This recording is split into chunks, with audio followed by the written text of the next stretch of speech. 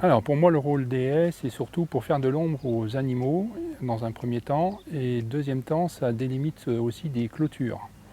Donc c'est nécessaire de les entretenir parce qu'après quand on ne les entretient plus, elles arrivent à prendre le pas sur les bords de champs et les ronces poussent, les arbres tombent sur les clôtures, donc c'est primordial de couper.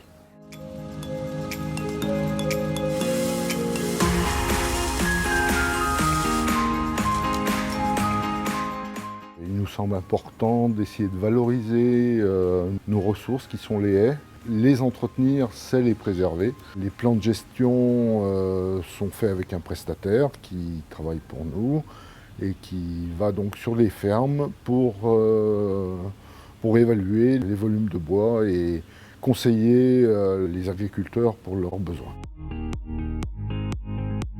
Alors on a fait appel à Bala récemment parce qu'on a un besoin de plaquettes bois pour alimenter nos chaufferies. On a 3 chaufferies sur la commune qui alimentent un quartier, une salle des fêtes, une école, la mairie et une salle des sports. Et là, avec la consommation de plus en plus importante et l'ouverture de cette 3e chaufferie, on a cherché une autre source d'approvisionnement.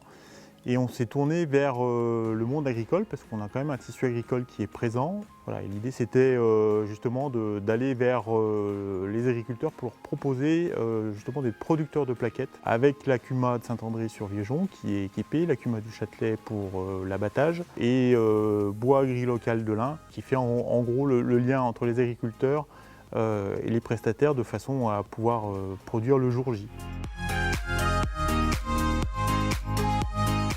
Les collectivités seraient intéressées, mais elles souhaitent s'assurer un travail dans la durée. Les investissements ne sont pas faits pour 1 an ou 2 ans, ils sont faits pour 20 ans.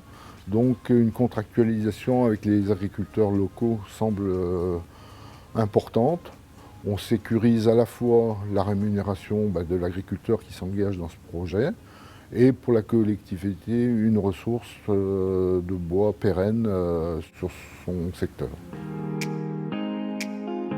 Ça nous permet de maîtriser l'approvisionnement, de maîtriser les coûts de la matière première. Et ça, pour nous, c'était absolument essentiel. Il faut vraiment qu'il y ait une volonté de développer cette filière, au moins au niveau de Grand-Bourg-Agglomération, pour cette filière qui est vertueuse à plusieurs points de vue, non seulement au niveau économique, pour les collectivités, pour les agriculteurs, pour ceux qui se chauffent aussi, parce qu'il faut savoir qu'avec le réseau de chaleur, un habitant de la commune, avec 850 € par an, il se chauffe. L'intérêt de cet essai, c'est de pouvoir par la suite structurer la filière d'approvisionnement en plaquettes bois issues des haies locales. Nous, ce qu'on souhaite, c'est pouvoir d'abord faire le test et puis après que ça donne envie à d'autres collectivités, à d'autres communes. Le fait de couper aujourd'hui en coupe nette et de pouvoir récupérer le bois, ça me va mieux. Ça m'embêtait de gaspiller tout ce bois au pied de la haie.